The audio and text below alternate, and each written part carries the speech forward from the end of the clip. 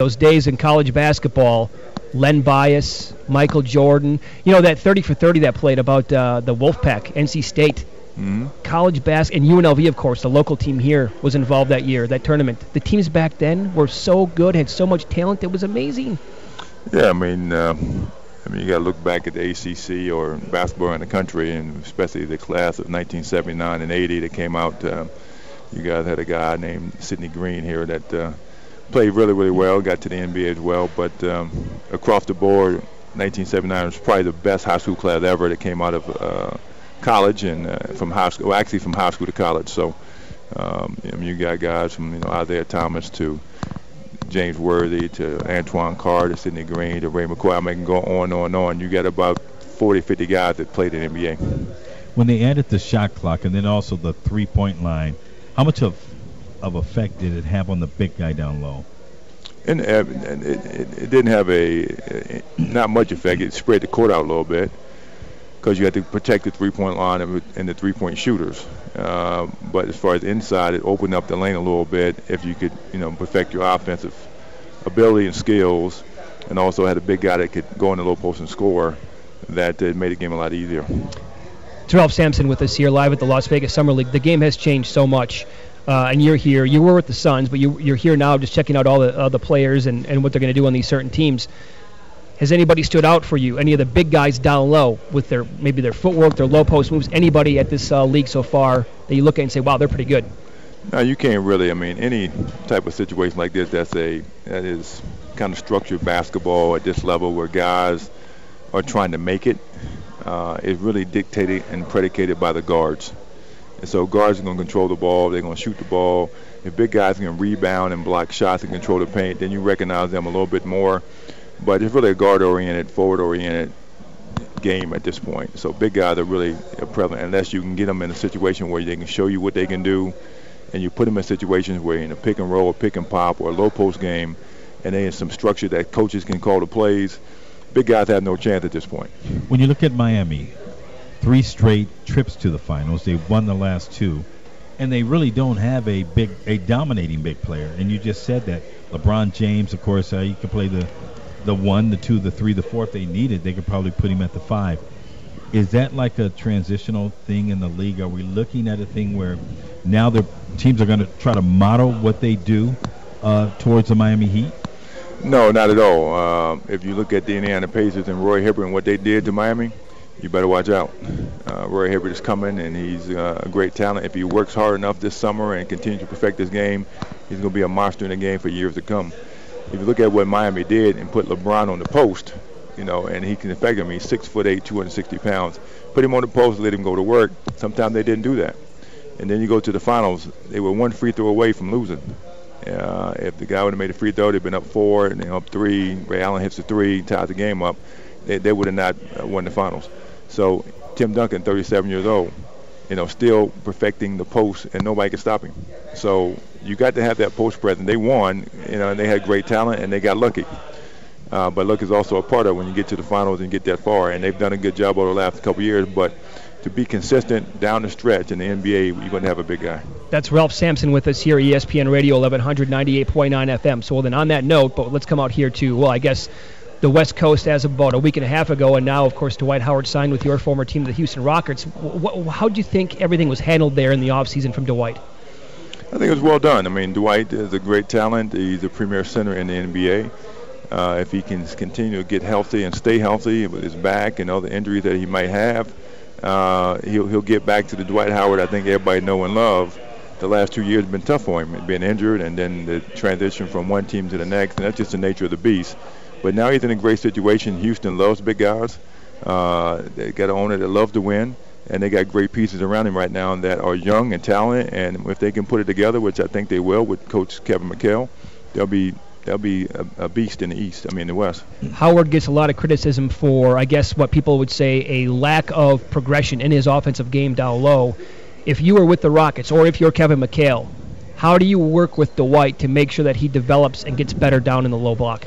Well, that's people's opinion. Everybody's got their own opinion, and it's, what is the worth is not much.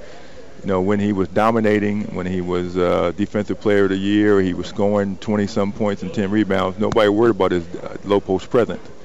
So when he gets back to that game and he's having fun and he's playing, I mean, he'll get some moves. He'll get some different things with Kevin McHale's teaching, absolutely, if he wants to get his game any better.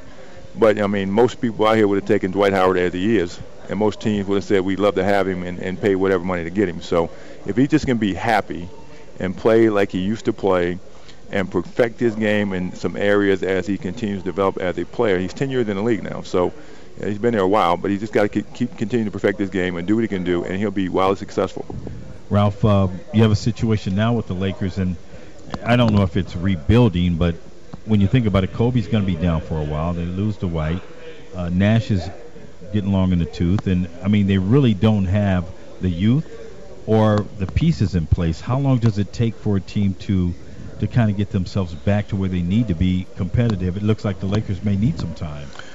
Well, I mean, over the history of the Lakers and the Celtics and the predominantly good teams and good organizations in the league, it's going to take some time to build any team back. But, with free agency next year and this year, and next year is going to be a crazy summer for the NBA.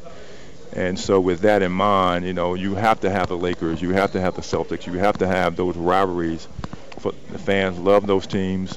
They are big market teams, and their transition might not be as long as a low market team. So they'll make a move. Don't know what it will be yet, but trust me, they're out there working every day, making one. They might not be good this year, depending on when Kobe comes back. But when you got somebody like Kobe Bryant, you can't never count them out. But you also got to put some people around them that can play. In your opinion, if they had assigned Phil Jackson, would this have ended differently? Absolutely. Phil's the best coach ever coached in the history of the league. And, Dwight wanted him. I think Kobe would have loved to have him back. So I think it would have been a different story today than it would have been if he wouldn't have been there. Some of the Las Vegas kids that are playing out here in the Summer League, have you had a chance to see Shabazz Muhammad play yet? Absolutely. Actually, when I was with Phoenix in that deal, saw him in the pre-draft workouts, and he's doing really well. But, he's got some learning to do and some understanding of the game to do. So I think he'll fit in right where he's at. But if he continues to work hard and develop his game, he'll be okay. What does he need to do right away, though? Because it seemed there was a big knock on him in college about he's me. And people would say, I guess, what would, when you look at Shabazz, people would say, well, what's the biggest positive to his game? I guess the offensive rebounding, the fact that he can score. I mean, what was it? I mean, did he have one certain thing that was a strength? The thing that they knock him on is that he can't really get his shot on his own. I mean, he's a great offensive a rebounder. I mean, he's a lefty. He doesn't go right. There's certain things about him that limit him to becoming the ultimate player, they say. So I guess it's probably going to take some time on Shabazz.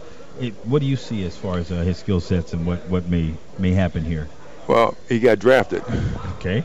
And he was number 14, so he's a lottery. So me got me drafted. So obviously, whoever drafted him or whoever looked at him from top to bottom scouting-wise, now, he got work to do. But if you get drafted and you got an opportunity, now what are you going to do with it? It's going to be the question. So he got developed at that level. His overall game, it's not just one thing or two things. It's getting stronger. It's getting ball handling better. It's getting shot better. It's staying in the gym constantly. His work ethic is going to tell kind of where he's going to go. Yeah, I tell you, this was great. After he got drafted, they're interviewing him at the draft, and they mentioned Rubio as your point guard. It's like, yes, and he's a very unselfish player. He says, because he'll give me the balls in the spots I need them. Right. Oh, yeah. I mean, but you got to be able to catch that ball with Rubio because he don't know which angle it's coming from. And but, again, it's amazing when young guys like that, if he stayed in school, if he'd done some more things, got better, how much better could he have been? And, if people ever start to analyze the kids that come out early and the opportunity that they have, look at C.J. McCollum out here that stayed 4 years. His guard game is superior than any other guard out there at this point. Mm-hmm. And he's going to a team that he can go in and start playing right away. You look at the rookie of the year last year, stayed 4 years. And so he becomes rookie of the year. So guys need to understand that if you're really not quite that LeBron James type of player or that player that can come to be the number one pick. I mean, look at Noel Noel. I'm slated to be number one. ACL, he drops very, very deeply into the draft. He might not play until Christmas, if then. Mm-hmm. And he's 200 pounds soaking wet at 6'11". So, yeah, he got some talent, but the magnitude of money he makes today compared to the magnitude of money in that second contract is night and day. Sure. You can live off the second contract. You can't live off the first one. So those guys that tell him to come out of school early, you know, the kid from Kentucky, that's the guard that actually the Suns picked him up. Goodwin. He dropped. He went a lot of bits, so he dropped, and he's out of school. Good, and he should have been back to school, stayed another year, developed, and he'd have been dynamite. So, you know, these guys that tell him come out, hey, you can, but they don't look at the long haul. They don't look at the longevity of it. That's Ralph Sampson with us. Last thing for you, Ralph. You had an amazing basketball career, one of the best college players of all time, great in the NBA. What's the worst thing about being 7'4"? Oh, I love being tall. Oh, you do? So it's not, you know, you learn over the years, whatever, as you continue to grow. I mean, if, you know, somebody's got to be it. I'm glad it's me, but I enjoy being this height because I have fun with it. 9 years in the NBA.